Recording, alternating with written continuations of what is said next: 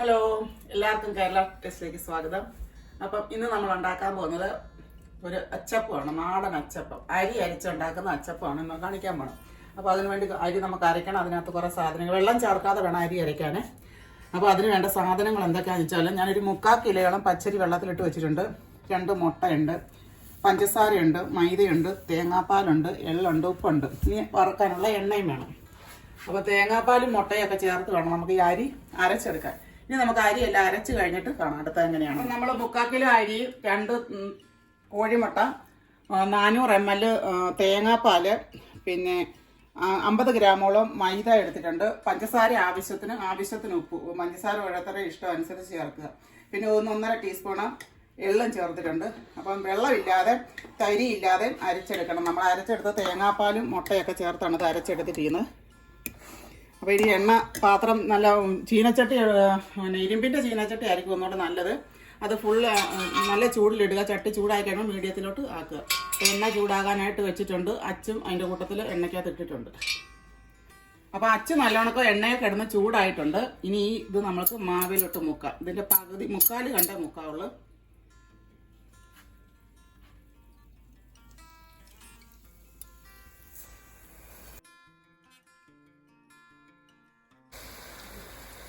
അപ്പോൾ ഈ അച്ച് നല്ല നോൺ സ്റ്റിക്കിൻ്റെ അച്ചാണ്. ഇത് എളുപ്പം ഉണ്ടാക്കാൻ നല്ല സുഖമാണ്. പണ്ടത്തെ അച്ച് പോലത്തെ അല്ല, നോൺ സ്റ്റിക്കിൻ്റെ അച്ചാൻ്റെ എളുപ്പം ഇത് വിട്ട് വരും.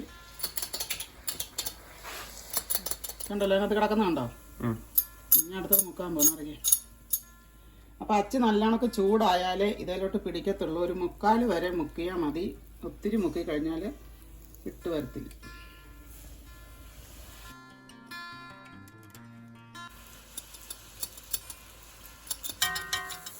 കമത്തി ഇടണം. അച്ചപ്പം ഉണ്ടാക്കിയിട്ട് ഇങ്ങനെ കമത്തി ഇടണമെങ്കിൽ അതിൻ്റെ എണ്ണ ഇങ്ങനെ വാൽന്ന് പോകത്തുള്ളൂ. അപ്പം നമ്മുടെ അച്ചപ്പം എല്ലാം ഉണ്ടാക്കി റെഡിയാക്കിയിട്ടുണ്ട്. ഇത്ര അച്ചപ്പം ഉണ്ടാക്കിയിട്ടുണ്ട്. 3/4 കിലോയിൽ നല്ല അടിപൊളി കറുമുറും എന്ന് പറയുന്ന അച്ചപ്പമാണ്. അപ്പോൾ എല്ലാവരും ഇത് ഉണ്ടാക്കി നോക്കി അഭിപ്രായം പറയണം. സബ്സ്ക്രൈബ് ചെയ്യാനും ഷെയർ ചെയ്യാനും മറക്കരുത്.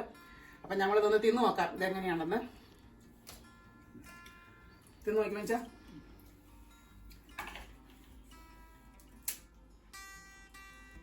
അച്ചപ്പം നല്ല കറമുഖമായിട്ട് കടിക്കാൻ പറ്റുന്ന അച്ചപ്പമാണ്. മധുരമുണ്ട്, എള്ളിൻ്റെ ടേസ്റ്റുണ്ട്.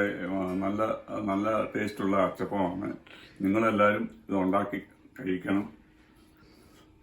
ബാക്കി പറയാം. അപ്പോൾ എല്ലാവരും ഷെയർ ചെയ്യുക, ലൈക്ക് ചെയ്യുക, അഭിപ്രായങ്ങൾ പറയുക. Okay, bye bye, thank you.